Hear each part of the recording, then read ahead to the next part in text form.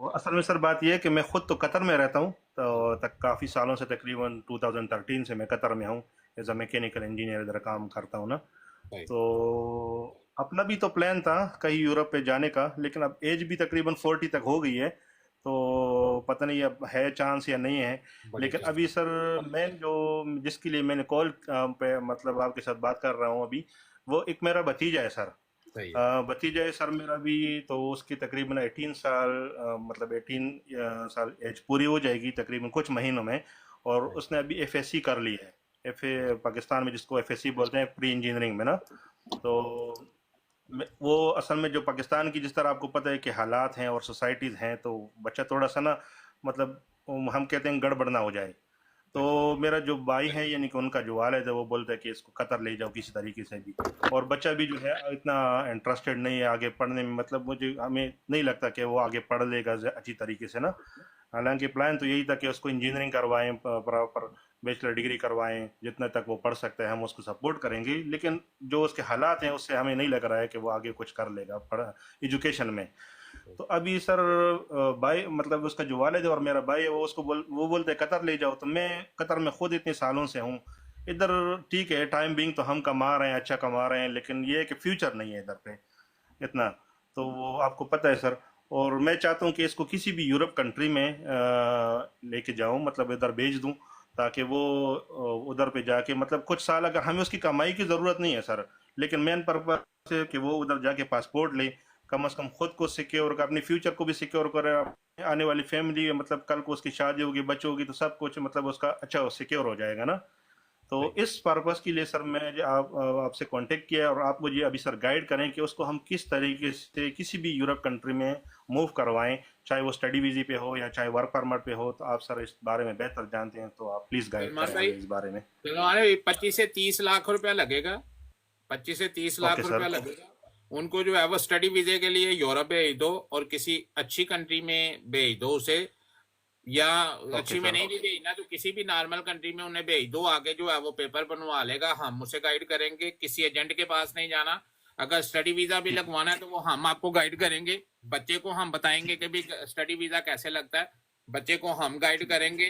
फीसें जमा करवा के, सिर्फ फीसें जमा करवा के वो अपना वीजा खुद लगवाएगा। हमने इस साल जो है वो ये किया है, क्योंकि मुझे यहाँ पे आते हुए कोई इतना ज्यादा टाइम नहीं हुआ। हम भी साथ साथ जो है वो पहले जो है वो हम जो है वो सिर्फ खानदान की हद तक कर रहे थे। लेकिन इस साल हमने जो है वो 8-9 लोगों को जो है वो किया है विजिट वीजे, स्टूडेंट वीजे हमने अप्लाई करवाए हैं। तो माशाल्लाह वो जी हो गए हैं, और उन बच्चों से करवाए हैं जो बच्चे ऑलरेडी यहाँ पे आए हुए थे। कि जी हमारी जी जो हेल्प की है उन बच्चों ने की है। कि जो बच्चे अपना प्रोसेस खुद करके यहाँ पे आए हुए थे, उन्होंने मेरे से रब्ता किया था कि भी अंकल, आप जो है वो ये काम कर रहे हैं, हम आपके साथ मिलते हैं। अगर आपने किसी का विजिट कोई आपके पास अगर कोई आता है कि भी हमें करवा जी के दो, तो हम आपको जो है वो सारा प्रोसेस करवा के देते हैं।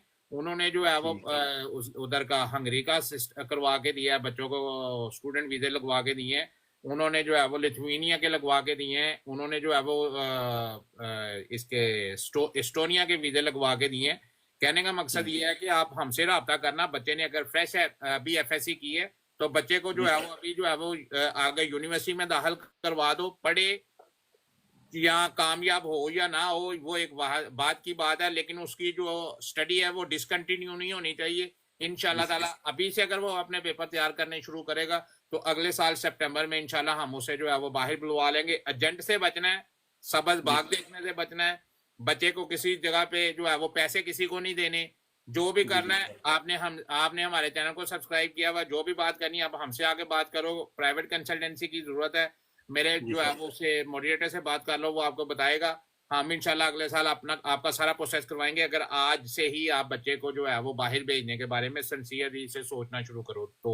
जी जी जी, बहुत शुक्रिया सर। और सर बात ये है ना कि उसका सेकेंड ईयर के पेपर अभी जस्ट फिनिश हुए हैं, अभी लास्ट प्रैक्टिकल मेरे ख्याल में एक अभी बाकी भी है। ठीक तो है। रिजल्ट आने में तकरीबन उसको महीना 1.5 महीना लग जाएगा, नहीं जी नहीं, फिजिक्स वो का रिजल्ट। अगस्त के एंड पे रिजल्ट उसका आएगा। इसीलिए जी मैं जी कह रहा हूँ कि अगर अगस्त के एंड पे उसका वो आ जाता है, तो इसी साल से उसकी जो है वो तैयारी करनी शुरू कर दो। और जी इंशाल्लाह ताला अगले साल जो है वो सितंबर में इंशाल्लाह ताला वो बच्चा जो है हमने क्योंकि जून में जो है वो उनके वीजे जो है वो बच्चों के सबमिट करवा दिए हुए हैं। इंशाल्लाह जो है वो अगले महीने के अंत तक हमें उनके टीआरसी मिल जाएंगे।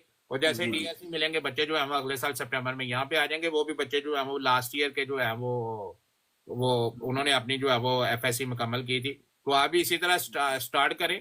आज से हम जितने भी लोग हैं, जितने भी बच्चे जो स्टूडेंट हैं, जिनको जिनको हमारी हेल्प होगी इंशाल्लाह हम उनको जो है वो मुकम्मल गाइड करेंगे। Yes sir. अच्छा सर, ये आप मुझे बताएं कि अभी से हम मतलब क्या उनके प्रिपरेशन स्टार्ट करें कुछ भी ताकि नहीं, कुछ भी नहीं टाइम भी करना। जाया ना हो। पासपोर्ट बनवाए, कुछ भी नहीं करना। पासपोर्ट बनवाए, उनके जो पेपर है वो मैट्रिक बोर्ड और जो पंजाब बोर्ड से और एचईसी के जो पेपर, ये जो अभी उसको डिग्री मिलेगी केपीके से उस, सर मैं बिलोंग करता हूँ सर, केपीके में वो कोहाट में मतलब जी वो बिल्कुल, वहां बच्चे से जो है इसको ना वो टेस्ट पढ़ते हैं। करवा के तो फॉरेन अफेयर से इसको टेस्ट करवाना है। बस इतना ही 3 काम करवाने हैं।